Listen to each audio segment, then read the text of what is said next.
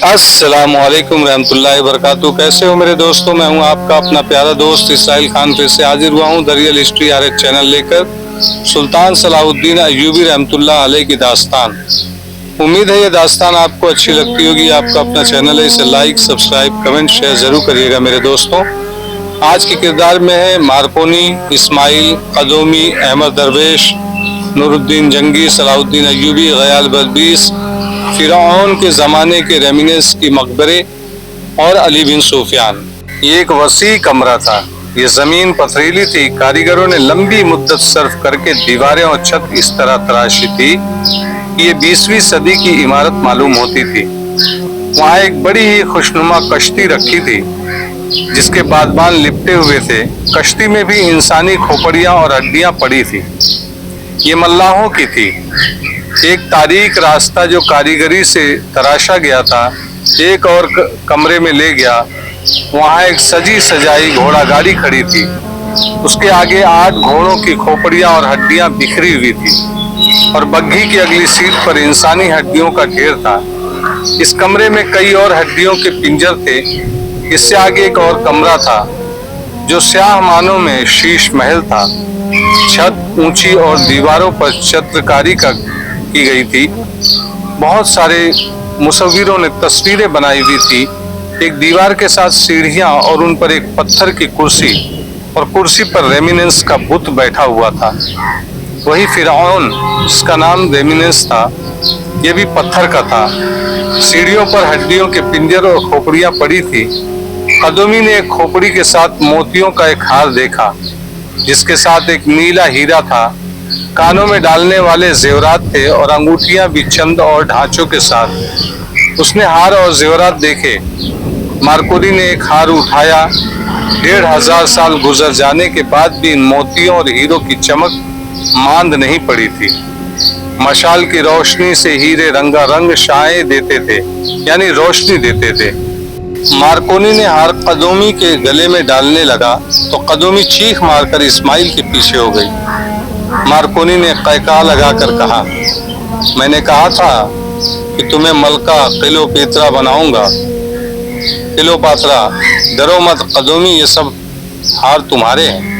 नहीं, कदोमी ने लरजती कांपती आवाज में कहा, नहीं, मैंने इन खोपड़ियों और हड्डियों में अपना अंजाम देख लिया है।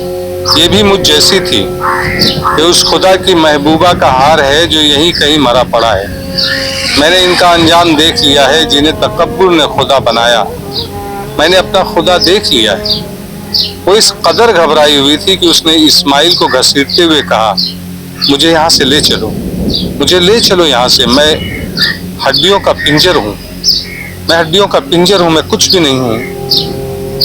उसके गले में अपना हार था। उसने यह हार उतार कर हड्डियों पर पटक दिया। उंगलियों से बेशकीमत अंगूठियां उतार कर फेंक दी और चिल्लाने लगी, मैंने अपना अंजाम देख लिया है, मैंने खुदा देख लिया है, मुझे यहाँ से ले चलो। मार्कोनी और एक कमरे में जा चुका था। इस्माइल ने कदोमी से कहा, होश में आओ, हम चले गए तो ये सारा खजाना ये दोनों सलेबी उठा ले जाएंगे। इस्माइल को एक और रास्ता नजर आ गया। मशाल उसके हाथ में थी। वो कदोमी को उस तरफ ले गया और वो एक और फिराख कमरे में दाखिल हुए। वसत में एक चबूतरे पर ताबूत रखा था। चेहरा नंगा था। ये था फिरौन रेमिनेस दोयम, जिसके आगे लोग सजदे करते थे। लाश हनूद की हुई थी, यानी कि मसाले लगाए हुए थे। चेहरा बिल्कुल स्याह था, थोड़ा भी खराब नहीं हुआ थे। आंखें खुली हुई थी। इस्माइल उस चेहरे को बहुत देर देखता रहा। कदोमी ने भी देखा, फिर उन्होंने एक दूसरे की तरफ देखा। उन्होंने इधर उधर देखा तो वहां भी हड्डियों के पिंजर नजर आए और वहीं उन्हें बड़े खुशनुमा बक्स भी दिखाई दिए, यानी बहुत सारे पेटियां लकड़ी की बनी हुई दिखाई दी। एक बक्स का ढकना खुला था। उन्होंने देखा कि उसमें सोने के जेवरात और हीरे पड़े थे। उन पर एक इंसानी बाजू की हड्डी और एक हाथ की हड्डियां फैली हुई थी। बॉक्स के साथ खोपड़ी और बाकी हड्डियां पड़ी थी। आह इंसान, इस्माइल ने कहा, इस शख्स ने मरने से पहले ये जेवरात और हीरे उठाने की कोशिश की। उसे उम्मीद होगी कि यहाँ से निकल भागेगा, मगर दम घुटने से खजाने के ऊपर मर गया। बूढ़े ने ठीक कहा था कि इंसान की दुश्मन भूख नहीं होश है। उसने बक्स की तरफ हाथ बढ़ाकर कहा, कदोमी तुम भी होश लेके आई हो, मैं तुम्हें कुछ दे दूं। नहीं इस्माइल, कदोमी ने उसका हाथ रोकते हुए कहा, मेरी होश मर चुकी है, कदोमी मर चुकी है। इस्माइल ने फिर भी बक्स में हाथ डाला। कदोमी ने चिल्लाकर कहा, बचो इस्माइल। इस्माइल उस्ताद था, वो एक तरफ गिर कर लुढ़क गया और उठा। उसने देखा कि मार्कोनी तलवार सोते उस पर हमलावर हुआ था। उसकी तलवार का वार बक्स पर पड़ा। मार्कोनी की आवाज सुनाई दी, यह खजाना मेरा है। इतने में मार्कोनी का साथी भी आ गया। इस्माइल के पास खंजर था जिससे वो तलवार का मुकाबला नहीं कर सकता था। कदोमी को करीब ही एक बर्छी पड़ी नजर आ गई। मार्कोनी इस्माइल पर वार कर रहा था जो वो मशाल पर रोक रहा था। मार्कोनी के साथी ने भी इस्माइल पर हमला किया। दोनों सलेबी खजाना देखकर पागल हो चुके थे। कदोमी को उन्होंने न देखा कि क्या कर रही है। जो ही मार्कोनी की पीठ कदोमी की तरफ हुई, कदोमी ने पूरी ताकत से बर्छी उसके पहलू में उतार दी। बर्छी निकालकर एक और वार किया और उसे लुढ़का दिया। उसका एक ही साथी रह गया था। वो कदोमी पर तलवार का वार करने को लपका तो इस्माइल ने खंजर से उसके पहलू से पेट चीर डाला। कदोमी जो खजाने में से हिस्सा लेने गई थी, अपने गले का हार बेशकीमत 2 अंगूठियां और कानों के जेवरात वहां फेंक कर इस्माइल के साथ बाहर निकल आई। दहाने वाले दरवाजे से निकलते हुए इस्माइल ने जलती हुई मशाल अंदर ही फेंक दी। वो दोनों इन अशिया के अलावा बहुत कुछ अंदर ही फेंक आए थे। कदोमी को जब बाहर की ताज़ा हवा लगी तो उसने इस्माइल से कहा, हम कहाँ से आए हैं? क्या तुम मुझे पहचान सकते हो? मैं कौन हूँ? मैं भी कुछ ऐसे ही महसूस कर रहा हूँ। इस्माइल ने कहा, खुदा की कसम, हम जिंदगी भर गुनाहों में मुब्तला रहे। हम शायद सारे गुनाह अंदर ही फेंक आए हैं। अल्लाह हमारे गुनाहों को माफ़ करे और हम सच्चे राह पर दीन में अपनी ज़िंदगी वक्फ कर दें। इस इलाके से बाहर निकलने का रास्ता उन्हें मालूम था। वो बाहर निकल गए। बाहर थोड़े से ऊँट खड़े थे, बाकी मालूम नहीं कहाँ गायब हो गए थे। वो 2 ऊँटों पर बैठे और काहिरा की सिमत रवाना हो गए।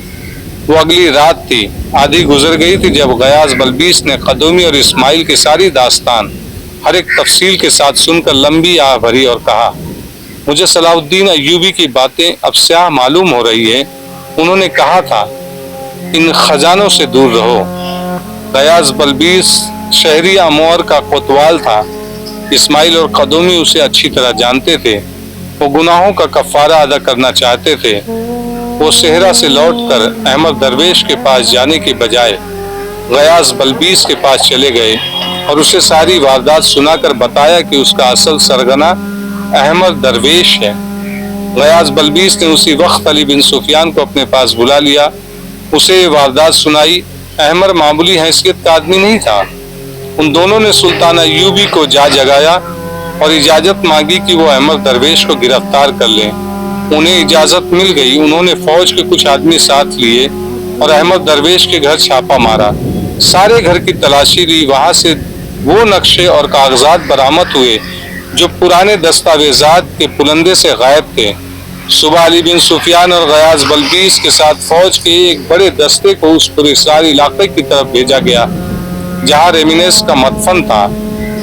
सुल्तान अय्यूबी ने हुक्म दिया था कि सबूत वगैरह देखकर मदफन को उसी तरह बंद कर दिया जाए जिस तरह पहले था। किसी को अंदर न जाने दिया जाए। इस्माइल रहनुमाई कर रहा था। वहाँ गए तो वो जगह हो चुका एकदम नुकसानों की, तोड़ फोड़ की, खून बहा, जितने भी मर्डर हुए थे, कत्ल हुए थे, सबकी कहानी बयान कर रही थी। फौज की मदद से मदफन के दहाने को उसी वजनी चौकोर पत्थर से बंद कर दिया गया। चट्टान जो नीचे पड़ी थी उसे फौज की एक बड़ी जमीयत ने रस्सों और जंजीरों से ऊपर किया और फिरौन एक बार फिर नजरों से ओझल हो गया। मगर अब वो अपने जैसे 2 और गुनहगारों की लाशें अपने मदफन में लेकर रह गया। सलेबियों का सन 1174 दुनिया इस्लाम के लिए अच्छा साबित न हुआ। ये मुसलमानों का सन 569 हिजरी था। सुल्तान सलाहुद्दीन अय्यूबी को अली बिन सुफियान ने साल के आगाज में खबर सुनाई कि इकरा में अपना एक जासूस शहीद हो गया और दूसरा पकड़ा गया है। ये इत्तला एक और जासूस लाया था जो इन दिन दोनों के साथ था। ये जासूस कुछ कीमती मालूमात भी लाया था, लेकिन एक जासूस की शहादत और दूसरे की गिरफ्तारी ने सुल्तान अय्यूबी को परेशान कर दिया। अली बिन सुफियान भाग गया कि सुल्तान अय्यूबी कुछ ज्यादा ही परेशान हो गए हैं। फौजी सुराग रेसानी और जासूसी का ये माहिर सरबराह जानता था कि सुल्तान अय्यूबी ने सैकड़ों फौजियों की शहादत पर भी कभी परेशानी और अफसोस का इजहार नहीं किया, लेकिन एक छापा मार या किसी मुल्क में भेजे हुए एक जासूस की शहादत की खबर सुनकर उनका चेहरा बुझ जाया करता है। अब एक जासूस की शहादत और एक की गिरफ्तारी की इत्तला पर अली बिन सुफियान ने सुल्तान अय्यूबी के चेहरे पर रंज का तासुर देखा तो उन्होंने कहा, अमीर मोहतरम, आपका चेहरा उदास होता है,